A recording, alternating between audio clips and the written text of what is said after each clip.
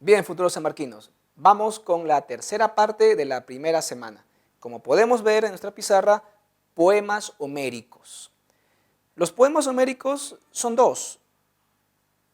La Ilíada, llamado el poema de la guerra, y la Odisea, llamado el poema de la paz.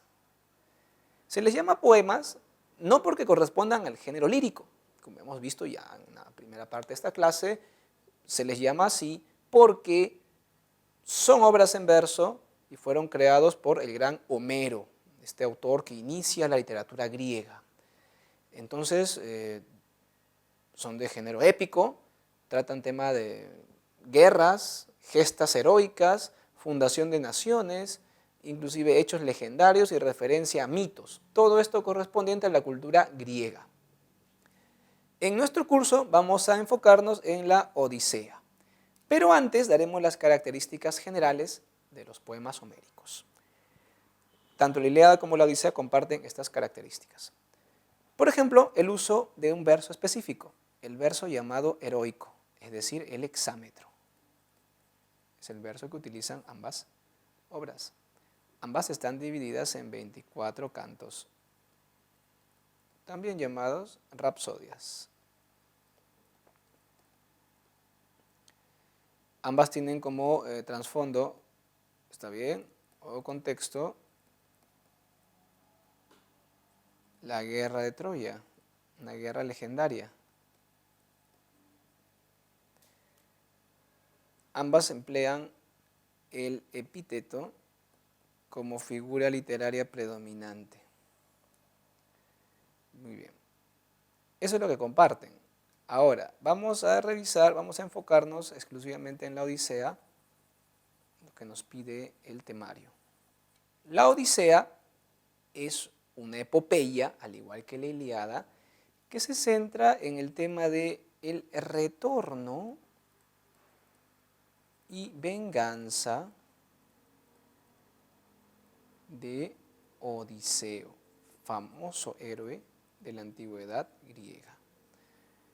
Está dividido en 24 cantos, 12 cantos, los primeros 12 tratan sobre el retorno de Odiseo. Y los 12 últimos tratan sobre ya la venganza, cómo es que logra vengarse de los pretendientes de su esposa Penélope. El inicio de la obra, la Odisea, es la reunión de los dioses en el Olimpo. Los dioses se reúnen en el Olimpo a discutir el destino de Odiseo. Atenea los convence de que deben permitir que vuelva a su hogar después de 10 años de ausencia.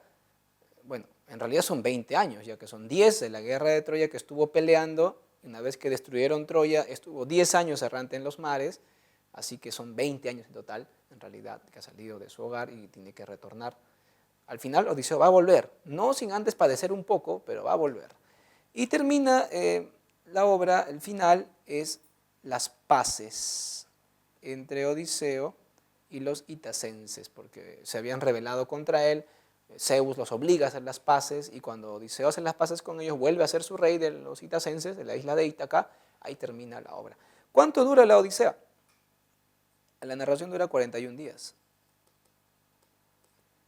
En esos 41 días, Odiseo aparece primero en la isla de Ogygia. Él ha estado retenido en esa isla por 7 años. La ninfa Calipso, que es una diosa menor, se ha enamorado de Odiseo y no le ha permitido salir. Los dioses deciden que vuelva, así que obligan a la ninfa a permitir que Odiseo parta en una balsa. Llega a la isla de los Feacios, quienes lo reciben muy bien. Después de probar que ellos lo admiran, después de probar que va a ser bien recibido con su nombre y su identidad propia, porque primero les engañaba, evitaba decir su verdadera identidad, cuando ya se descubre como Odiseo, le piden que él narre cómo llegó hasta ese lugar, y entre el canto 8 y el canto 12 se da el relato de aventuras, donde Odiseo relata todas las aventuras que tuvo antes de llegar a la isla de los Feacios. Los Feacios, admirados, le ayudan a volver a Ítaca. Una vez que llega a Ítaca, Odiseo tiene que enfrentarse con los pretendientes de su esposa Penélope. Como hace 20 años salió, la gente ya piensa que ha muerto, así que los nobles de Ítaca y de islas vecinas han venido a pedir la mano de Penélope, de la esposa de Odiseo, y están siendo, pues, como invitados, están siendo homenajeados en el palacio de Odiseo, y hay un inmenso gasto de recursos, ya que todos los días hay que hacer un banquete. Odiseo entra disfrazado de anciano, trata de encontrar las debilidades, trata de conocer más a los pretendientes, se da cuenta que son hombres malvados, la mayoría son desconsiderados, incluso querían asesinar al hijo de Odiseo, Telémaco, para ser reyes, diciendo que si matan al hijo ya no hay heredero, casándose con Penélope serían los reyes de Ítaca, bueno, aquel que se case con Penélope. Finalmente Odiseo, con ayuda de su hijo Telémaco de 20 años, por cierto, su hijo había nacido el día que él partió a la guerra de Troya. Imagínense, ¿no?, crecer sin la figura paterna y que cuando tienes 20 años recién aparezca tu padre, y eso fue Telémaco. Apoya a su padre, al igual que algunos esclavos leales, tal vez una esclava leal, una anciana que había sido nodriza de Odiseo. Anticlea era su madre y Euriclea es la anciana que lo va a ayudar, y con apoyo de ellos elimina a los pretendientes de Penélope en una masacre. Luego de este hecho, Penélope se reencuentra con Odiseo, Odiseo va a visitar a su padre, vienen, después de la matanza de los pretendientes, vienen los familiares de los pretendientes a buscar venganza, y es cuando Zeus los obliga a hacer las paces en lugar de seguir peleando. Y con las paces termina la Odisea. En esta obra, Homero ve la vida como un viaje largo, lleno de obstáculos y dificultades, los cuales hay que superar mediante el ingenio, la inteligencia y la astucia. Las virtudes que se exaltan en esta obra para el héroe griego antiguo son la inteligencia y la astucia.